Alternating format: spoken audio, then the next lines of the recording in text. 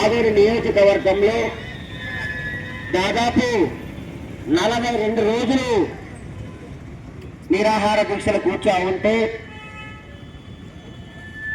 ఆదోని జిల్లా జేఏసీ సాధన సమితి ఆధ్వర్యంలో వివిధ రాజకీయ పార్టీలైతేనేమి వివిధ కుల సంఘాలైతేనేమి ఈ దీక్షలో పాల్గొనడం జరిగింది.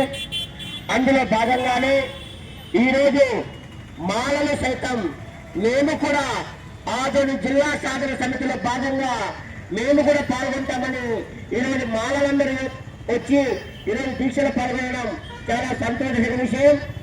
అయితే ఆదోని జిల్లా విషయంలో ముఖ్యంగా ఈ రాష్ట్ర ప్రభుత్వం ఇప్పుడున్నటువంటి ప్రభుత్వము నిర్లక్ష్య ధోరణి వహిస్తా ఉందని చెప్పి మనం గ్రహించాల్సిన అవసరం ఎంతైనా ఉంది. గత ప్రభుత్వంలో 13 జిల్లాలను కాస్త 26 జిల్లాలు చేశారు. ఈ రోజు ఆ 26 జిల్లాలు అయిన తర్వాత కూడా కర్నూలు ఉమ్మడిగా ఉన్నటువంటి నంద్యాల జిల్లాను విడదీసి ఈ రోజు నంద్యాల అనేది అభివృద్ధి దిశలో పయనిస్తా ఉంది. అదేవిధంగా ఆదోని ప్రాంతాన్ని కూడా ఒక జిల్లాగా ప్రకటించాలని చెప్పి దాదాపు 42 రోజులుగా దీక్షలు చేసి కొనసాగిస్తున్నా కూడా ఈ రాష్ట్ర ప్రభుత్వానికి కానీ ఈ స్థానికంగా ఉన్నటువంటి ఎమ్మెల్యేలకు కానీ స్థానికంగా ఉన్నటువంటి మన ఓట్లు వేసి గెలిచినటువంటి పార్లమెంట్ సభ్యులకు కానీ చీమ కుట్టినట్టు కూడా లేదని చెప్పి మనం తెలియజేస్తా ఉన్నాం. అయితే ఈ రోజు ఈ రాష్ట్రంలోనే ఆదోని ప్రాంతం అనేది పూర్తిగా పశ్చిమాన ఉన్న ప్రాంతం, అంటే పూర్తిగా వెనుకబడ్డ ప్రాంతం, అంటే ఆంధ్ర కర్ణాటక సరిహద్దు ప్రాంతానికి సంబంధించిన ప్రాంతం ఈ ఆదోని ప్రాంతం. ఈ ఆదోని ప్రాంతానికి ఆనుకొని మంత్రాలయం గాని, ఆలూరు గాని, పత్తికొండ గాని, ఎమ్మెగనూరు గాని ఈ 4-5 నియోజకవర్గాలు కలిగి ఉన్నటువంటి ప్రాంతం మన ఆదోని ప్రాంతం. గతంలో ఎన్నో పరిశ్రమలు ఉన్నాయి, ఈ రోజు మూతపడ్డాయి. అది పాలకుల నిర్లక్ష్యము, మన తలరాతో అర్థం కాని పరిస్థితి. అయితే మన పరిశ్రమలు మనకు రావాలన్నా, అదేవిధంగా వైద్య కళాశాల ప్రైవేట్ పరంగా కాకుండా ప్రభుత్వ పరంగా నిర్వహించాలన్నా కూడా మన ఆదోని జిల్లాలో ఖచ్చితంగా ఆదోని ప్రాంతాన్ని 5 నియోజకవర్గాలు కలుపుకొని జిల్లా ప్రాంతంగా ప్రకటించాల్సిన అవసరం ఎంతైనా ఉంది. అయితే ఈ ఆదోని ప్రాంతాన్ని రాష్ట్ర ముఖ్యమంత్రి వర్యులు అంటా ఉన్నారంట, మాకు ఆదోని గురించి మాకు పెద్దగా తెలియదు. అయితే ఆదోని ప్రాంత వాసులు ఓట్లు వేశారో కూడా ఆయనకు తెలుసు లేదో మాకు అర్థం కావడంలే. ఈరోజు మనం చూస్తా ఉన్నాం, మా గతంలో ఉన్నటువంటి తెలుగుదేశం పార్టీ అధ్యక్షులు చంద్రబాబు గారు కలిస్తే ఆదోని జిల్లా చేస్తామని చెప్పి మనం ఎక్కడ చెప్పలేదు, అందుకే మేము ఇవ్వడం లేదు. అంటే ఇవన్నీ చెప్పి ఇచ్చారని మేము అడుగుతా ఉన్నాం.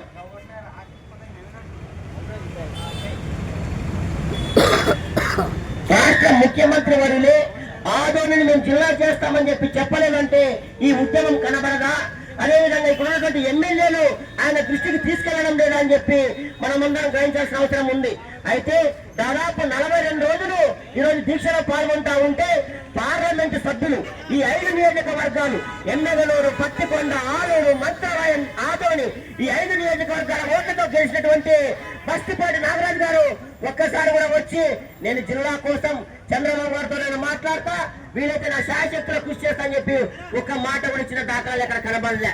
అంటే మన ఓట్లు మాత్రం వీళ్ళకి కావాలి, మన కష్ట నష్టాలు మాత్రం వీళ్ళకి పట్టలేదా అని మనం అడుగుతా ఉన్నాం.